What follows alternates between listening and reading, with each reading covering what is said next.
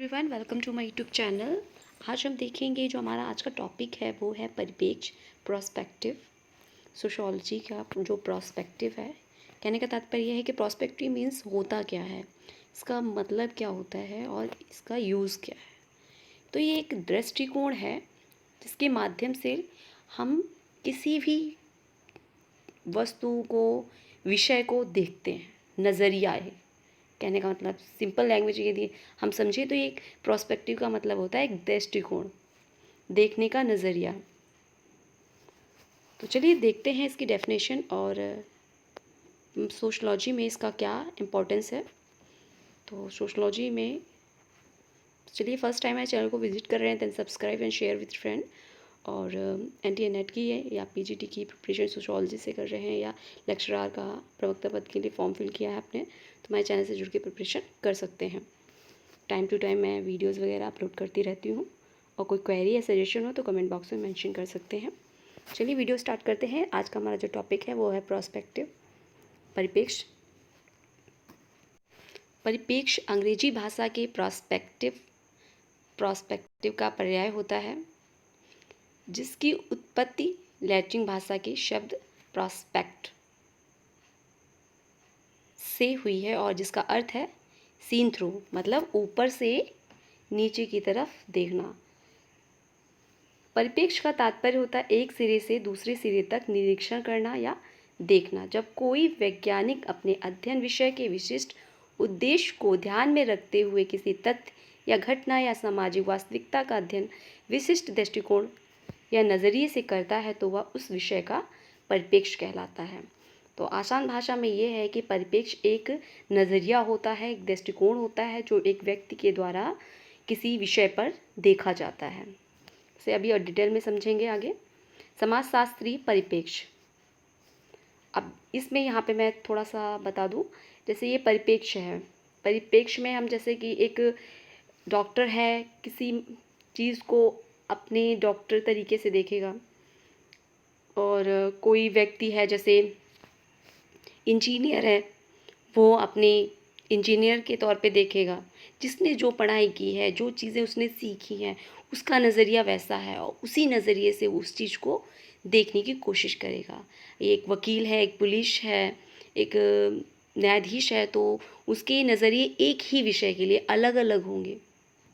तो ये बताया गया है। आगे हम देख लेते हैं समाजशास्त्री परिप्रेक्ष्य। समाजशास्त्री परिप्रेक्ष्य के अंतर्गत समाजशास्त्रियों द्वारा सामाजिक क्रियाओं, सामाजिक समूहों, सामाजिक संबंधों, समूहों, संस्थाओं, व्यवहारों, सामाजिक व्यवस्था एवं अव्यवस्था, सामाजिक परिवर्तन आदि के सभी के अध्ययन को सम्मिलित किया जाता है।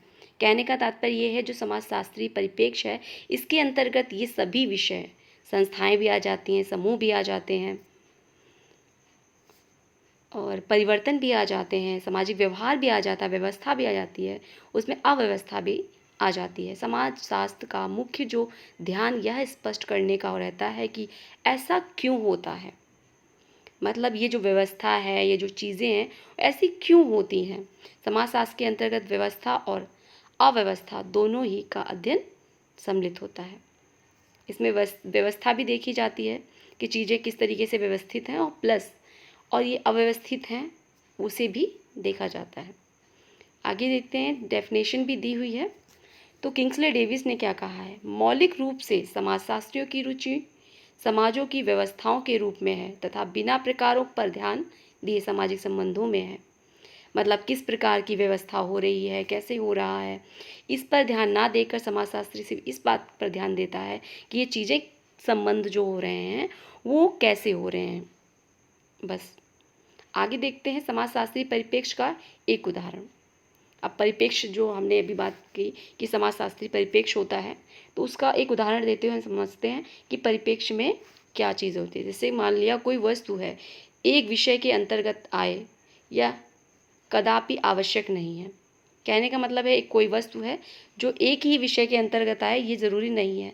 महत्वपूर्ण तथ्य तो यह है कि हम उसका अध्ययन किस दृष्टिकोण से करते हैं। वस्तु तो एक हो सकती है, लेकिन वो किसके अंतर्गत आएगी, कैसी होगी, इससे मतलब नहीं है, बल्कि हमारा दृष्टिकोण उस चीज़ के अध्ययन के लिए महत्वपूर्ण होता है। और हमारा अध्ययन की संदर्भ जो परिधि है क्या है, इस दृष्टिकोण से हम एक ही वस्तु का अध्ययन करके अनेक विषयों के अंतर्गत कर सकते हैं। जैसे उदाहरण मान लें, मेज कुर्सी। अब मेज कुर्सी है, मान लीजिए ये वस्तु है, और जो एक वनस्पति शास्त्र है, जिसने वनस्पति शास्त्र पढ़ा हुआ है, तो वो मेज कुर्सी को किस तरीके से देखेगा? जैसे पेड़ पौधे इस बारे में बात करेगा। अर्थशास्त्री है, मेज कुर्सी को देख के किस तरीके की बात करेगा? उसे इस दृष्टिकोण से देखेगा कि ये मेज कुर्सी जो आर्थिक व्यवस्था है, इसमें किस तरीके से काम आ सकती है। इस चीज़ को क्या, किस नज़रिए से देखेगा कि ये किस तरीके से समाज को आगे बढ़ा सकती है। अर्थशास्त्री आर्थिक रूप से उस चीज़ को देखेगा, मेज और कुर्सी को। और समाजशास्त्री कैसे देखेगा? समाजशास्त्री देखेगा कि ये जो मेज और कुर्सी है, कोई पोजीशन होती है, मतलब कहने का मतलब एक अधिकारी है, उसकी चेयर है, वो चेयर एक सामान्य व्यक्ति की, उसकी चेयर में फ़र्क होता है। तो इस चीज़ का अध्ययन समाजशास्त्री करेगा कि वो कुर्सी तो वो भी है और कुर्सी वो भी है जो सामान्य व्यक्ति की है, लेकिन दोनों में फ़र्क है। इस चीज़ का अध्ययन समाजशास्त्री करता है। तो देखिए, इसमें स्पष्ट दिया हुआ है, मेज कुर्सी को परिस्थिति, प्रतीक, स्टेटस सिंबल के तौर पे, जैसा कि मैंने अभी बताया कि एक पोजीशन होती है, उसको देखते हुए एक विशेष कक्षा, जो कक्ष है या रूम है, जिसमें अधिकारी के लिए रखी कुर्सी, जबकि उसी कक्ष के बाहर कुर्सी रखी हुई है चपरासी की, तो उस कुर्सी को चपरासी की कुर्सी माना जाता है। इस तरह विभिन्न कुर्सियाँ विभिन्न पदों के रूप में देखी जाती हैं। इसी को हम समाजशास्त्री दृष्टिकोण या परिप्रेक्ष्य कहते हैं। आई होप आपको समझ में आया होगा। आगे देखते हैं, यह एक विशेष या विशिष्ट दृष्टिकोण है जो अन्य विज्ञानों, जैसे अन्य दूसरे विज्ञानों की दृष्टिकोण से भिन्न है। अन्य जो विज्ञान है, दूसरे जो विज्ञान है, उनसे अलग है। समाजशास्त्री इसी दृष्टिकोण के माध्यम से विभिन्न घटनाओं, वस्तुओं, तथ्यों का अध्ययन करता है। यही वह प्रमुख कारण है कि वर्तमान में जो समाजशास्त्र है, अनेक मतलब विषयों के रूप में एक अलग अलग शास्त्र के रूप में उभर के सामने आया है। जैसे धर्म का समाजशास्त्र, मूल्य का समाजशास्त्र, संगीत का समाजशास्त्र, यौन या सेक्स का समाजशास्त्र, परिवार का समाजशास्त्र, कला का समाजशास्त्र। समाजशास्त्र का भी विशिष्ट विषयों के रूप में अध्ययन किया जाता है।